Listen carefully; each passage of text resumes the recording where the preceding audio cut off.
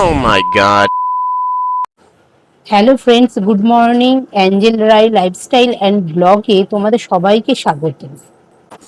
দেখো আজকে সকালটা কতটা সুন্দর, তাই না? তাই বাইরের দৃশ্যটা তোমাদের সাথে শেয়ার না করে আর পারলাম না। কালকে জানো তো আমার মেয়ের বার্থডে, তাই আজকে কিন্তু সারাদিন অনেক কাজ আছে আমার। যেহেতু ওর বাবা বাড়িতে থাকে না, তো সমস্ত বাইরের দিকটা আমাকেই কিন্তু সামলাতে হয়। তো আজকে পুরো দিনটা আমি কোথায় কোথায় যাচ্ছি, আর এই অবস্থায়, এই 8 মাসের প্রেগনেন্সি অবস্থাতে স্কুটি চালিয়ে কোথায় কোথায় গেলাম সবটাই তোমাদের সাথে শেয়ার করব। তো আশা করি আজকে ব্লগটা তোমাদের কাছে খুব খুব ভালো লাগবে। তাহলে বন্ধুরা, ভিডিওটা স্কিপ না করে শেষ পর্যন্ত দেখতে থাকুন। আজকে যেহেতু বাইরে অনেক কাজ আছে, তাই সকাল সকাল ঘরের সব কাজই প্রায় শেষ করে ফেলেছি। তবে এখনো ঘরে ঝাড়ু দেওয়া বাকি আছে। আর কালকে যেহেতু মেয়ের বার্থডে, তাই ও না এত খুশি যে তাড়াতাড়ি পড়তে বসে পড়েছে। আজকে কিন্তু ওকে একবারও পড়তে বসার কথা আমাকে বলতে হয়নি। পড়তে বসে যে ও মন দিয়ে পড়ছে তা কিন্তু নয়। ওর নজর দেখো, কতক্ষণে আমার কাজগুলো শেষ হবে, তারপর বার্থডের কেনাকাটা করতে যাবে। হাই, তোমরা সবাই কেমন আছো? আশা করছি তোমরা সবাই খুব ভালো আছো। আমি ভালো আছি। দেখো আমি এখানে পড়তে বসেছি, আমি সব লিখছি এখন। আমি সব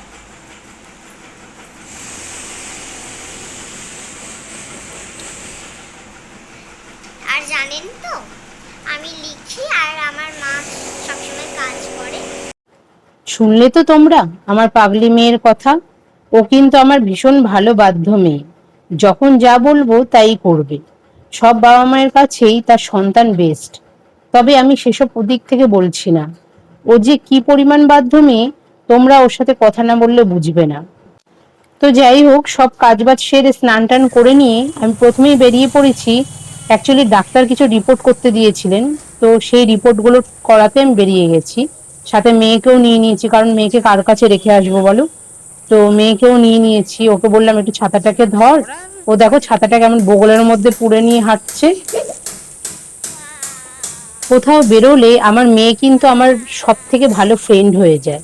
সারাটা রাস্তা ওর সাথে গল্প মজা ইয়ার্কি করতে করতে কখন যে রাস্তাটা ফুরিয়ে যায় আমি নিজেই বুঝতে পারিনি।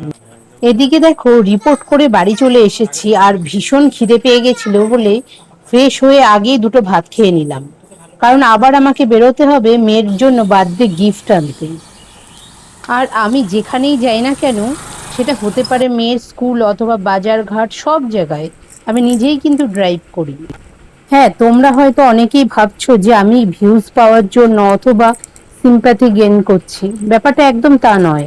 যেটা তোমাদের সাথে শেয়ার করছি এটাই অ্যাকচুয়ালি আমার বাস্তব জীবন।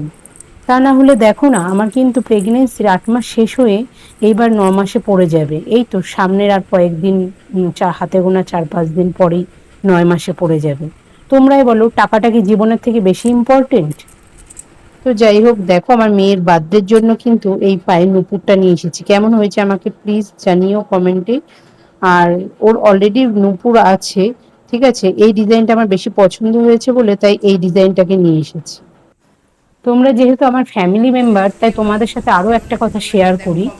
গেলবার ওর বার্থডেটা আমরা না করতে পারিনি, কারণ ওই বার্থডের আগের দিনকে আমার কানের অপারেশন হয়েছিল, মানে মাথার অপারেশন হয়েছিল। তো আমি 10 থেকে 12 দিন আমি হসপিটালে অ্যাডমিট ছিলাম, যার জন্য ওই বার্থডেটা না করতে পারিনি।